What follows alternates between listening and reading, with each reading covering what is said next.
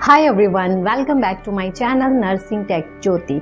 सो guys, मैंने pancreas जो कि असेसरी ऑर्गन है डाइजेस्टिव सिस्टम का, उसके डिसऑर्डर स्टार्ट किए थे। सबसे पहले हमने पैनक्रियाटाइटिस के बारे में पढ़ा था। सेकंड हमने डायबिटीज़ मेलाइटिस के बारे में पढ़ा था, जिसको हम कॉमन लैंग्वेज में शुगर का नाम देते हैं। तो आज मैं आपको पढ़ाने जा रही हूँ पैनक्रियाटिक कैंसर के बारे में। सो पैनक्रियाटिक कैंसर क्या होता है? जब जो हमारा पैनक्रियाज है उसमें एबनॉर्मल ग्रोथ हो जाती है उनके सेल की और टिश्यू की।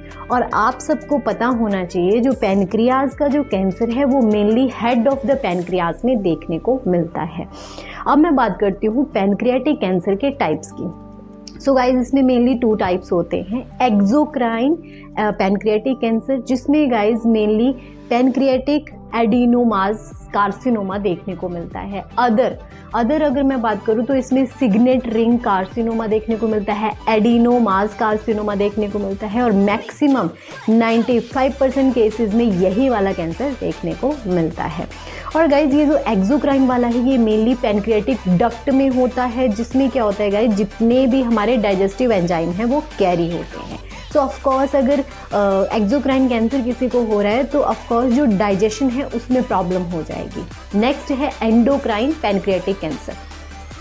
एंडोक्राइन में गाइज जो हमारे आइसलेट्स ऑफ लैग्रहैंस होते हैं, जो कि मेनली हमारे पैनक्रियाज के सेल हैं, बीटा सेल, जिनसे क्या रिलीज होता है, इंसुलिन रिलीज होता है, उसमें ये देखने को मिलता है।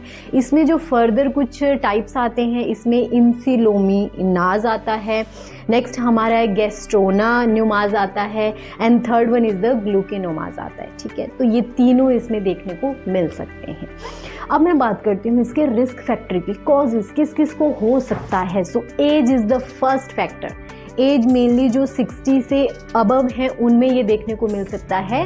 अब ऐसा ज़रूरी नहीं है कि 60 के बाद पैनक्रियाटिक कैंसर होगा ही।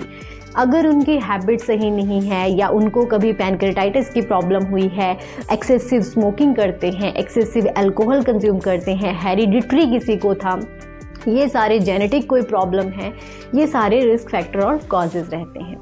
अब मैं बात करती हूँ इसके सिम्टम्स की। सो गाइज, पैनक्रियाटिक कैंसर आपको पता है इसके जो साइन एंड सिम्टम है वो लेट स्टेज में देखने को मिलते हैं। अर्ली स्टेज में ये एसिम्प्टोमेटिक हो सकता है, नॉट इन ऑल केस, हो सकता है कुछ केसेस में, और कुछ केसेस में क्या है जो लास्ट स्टेज है उसमें इनको सिम्टम आना स्टार्ट हो जाएंगे।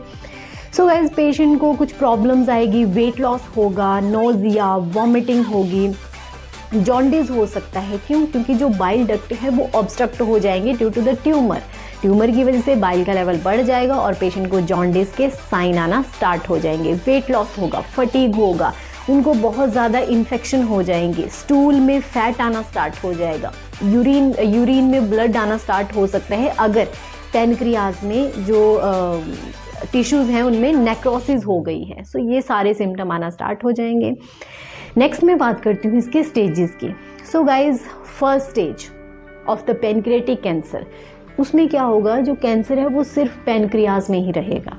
सेकेंड स्टेज में धीरे धीरे जो कैंसर है अब वो लिम्फ नोड में इन्वेड करना स्टार्ट कर देगा। थर्ड स्टेज में लिम्फ नोड के साथ साथ जो अदर ब्लड वेसल्स हैं उनमें चला जाएगा, और लास्ट स्टेज में वो मैलिग्नेंट हो जाएगा। इट मीन जो नियर बाई ऑर्गन है, for example liver, spleen, lungs, इनमें वो मेटास्टाइज हो जाएगा। मेटास्टाइज का मतलब है वो आगे स्प्रेड हो जाएगा, ओवरऑल बॉडी के ऑर्गन में जा सकता है।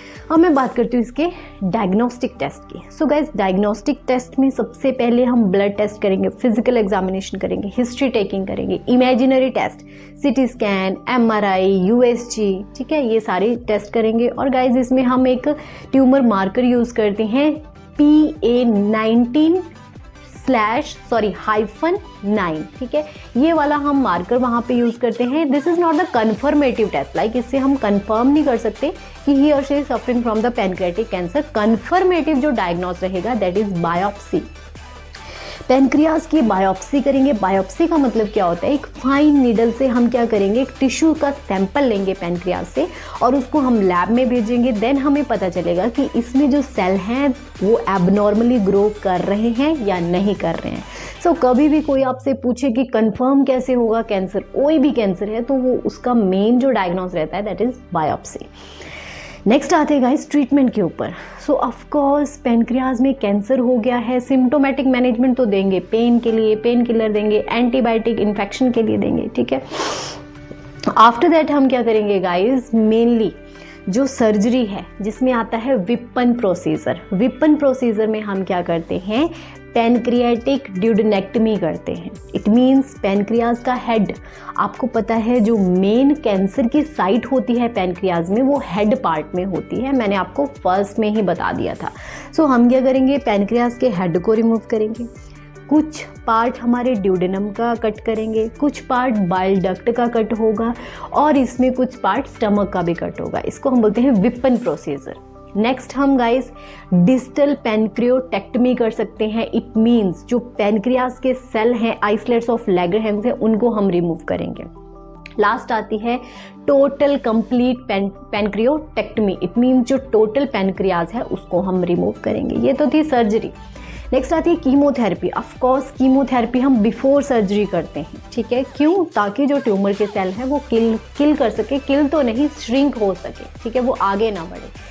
रेडिएशन थेरेपी साथ साथ में चलती है। रेडिएशन थेरेपी भी क्या करती है, हम बाहर से रेडिएशन डालते हैं ताकि जो ट्यूमर के सेल हैं वो ग्रो ना कर सके, ठीक है।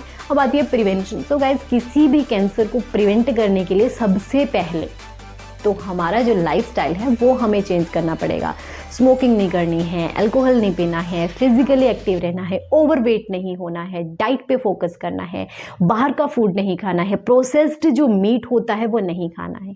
ये सारे अगर हम अच्छे से करेंगे तो हम किसी भी कैंसर को प्रिवेंट कर सकते हैं। I hope you like this video. Please like, share, subscribe my channel. Thank you.